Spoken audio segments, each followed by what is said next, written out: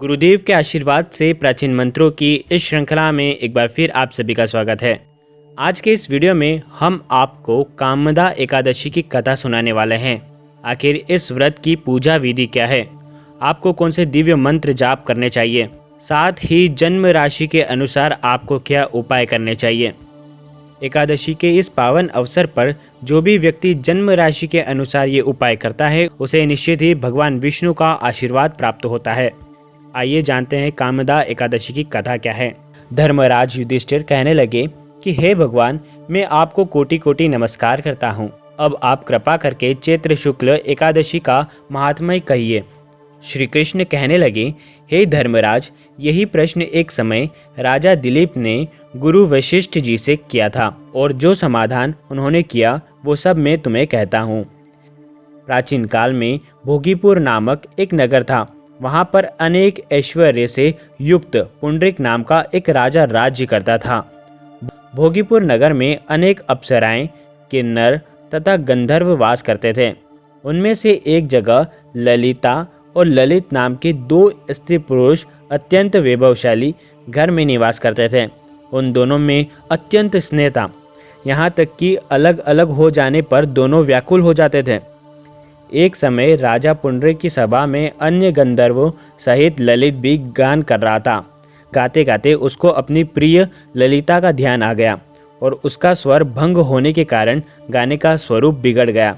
ललित के मन के भाव जानकर राजा पुंडरीक बहुत क्रोधित हुए और कहा, तू मेरे सामने गाता हुआ अपनी स्त्री का स्मरण कर रहा है, अतः तू कच्चा मांस और मनुष्य को खाने वाला राक्षस बनकर अपने किए हुए कर्म का फल भोगेगा। पुंडरीक के श्राप से ललित उसी क्षण महाकाय विशाल राक्षस हो गया।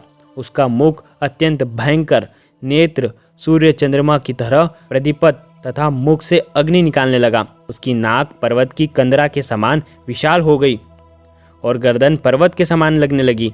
सिर के बाल पर्वतों पर खड़े वृक्षों के समान लगने लगे तथा भुजाएं अत्यंत लंबी हो गई। कुल मिलाकर उसका शरीर 8 योजन के विस्तार में हो गया। इस प्रकार राक्षस होकर वह अनेक प्रकार के दुख भोगने लगा। जब उसकी पत्नी प्रियतम ललिता को यह बात पता चली तो उसे अत्यंत खेद हुआ और वह अपने पति के उद्धार का यत्न सोचने लगी। वह राक्षस अनेक प्रकार के घोर दुख सहता हुआ घने वनों में रहने लगा।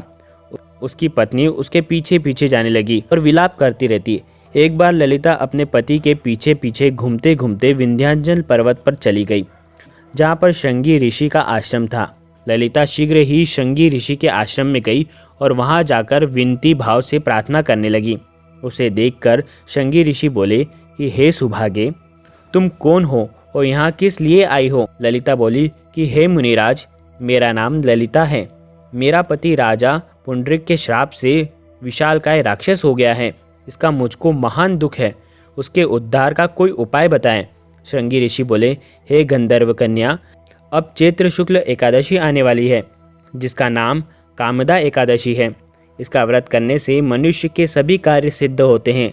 यदि कामदा एकादशी का व्रत अगर आप करती हैं और उसका पुण्य का फल अपने पति को दे दें तो शीघ्र वह राक्षस योनि से मुक्त हो जाएगा और राजा का श्राप भी अवश्यमय शांत हो जाएगा। मुनि के ऐसे वचन सुनकर ललिता ने चैत्र शुक्ल एकादशी आने पर उसका व्रत किया और द्वादशी को ब्राह्मणों के सामने अपने व्रत का फल अपने पति को देती हुई भगवान से इसकी प्रार्थना करने लगी, हे प्रभु, मैंने जो यह व्रत किया है इसका फल मेरे पतिदेव को प्राप्त हो जाए, जिससे वह राक्षस योनि से मुक्त हो जाए। एकादशी का फल देते ही उसका पति राक्षस योनि से मुक्त होकर अपने पुराने स्वरूप को प्राप्त किया। फिर अनेक सुंदर वस्त्रभूषण से युक्त होकर ललिता के साथ विहार करने लगा। उसके बाद वे दोनों विमान में बैठकर स्वर्गलोक को चले गए।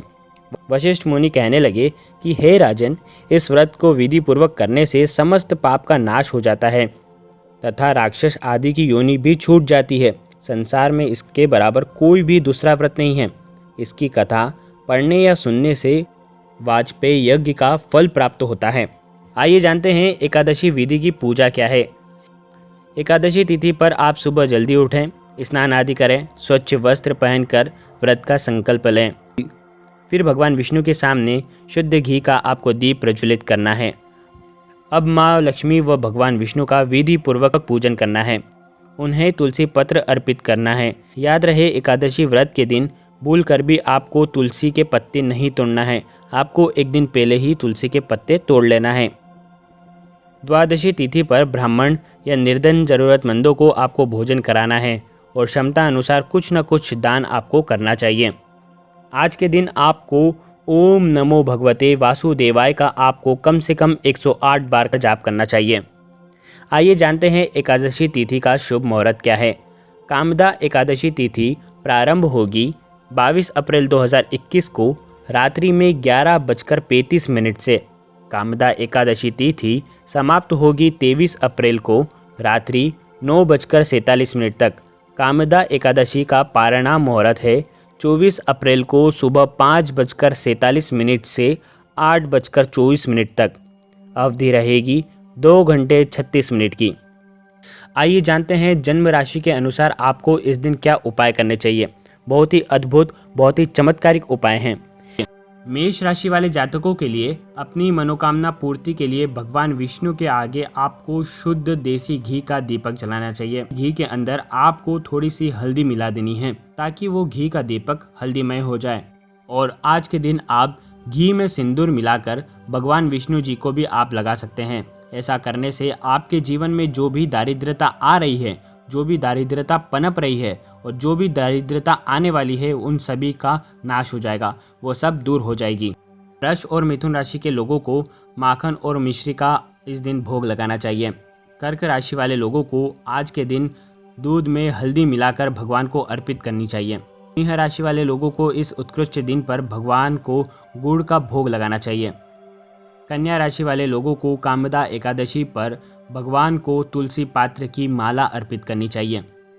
तुला राशि वाले लोगों को मुल्तानी मिट्टी का लेप भगवान की तस्वीर पर लगाना चाहिए। वृश्चिक राशि वाले जातकों को दही में शहद मिलाकर भगवान को अर्पित करना चाहिए। धनु राशि वाले लोगों को चने का प्रसाद भगवान को अर्पित करना चाहिए। मकर राशि वाले लोगों को भगवान के सामने लौंग और इलायची उन्हें चढ़ाना चाहिए। कुंभ राशि वाले लोगों को नारियल मिश्री का भोग भगवान को चढ़ाना चाहिए।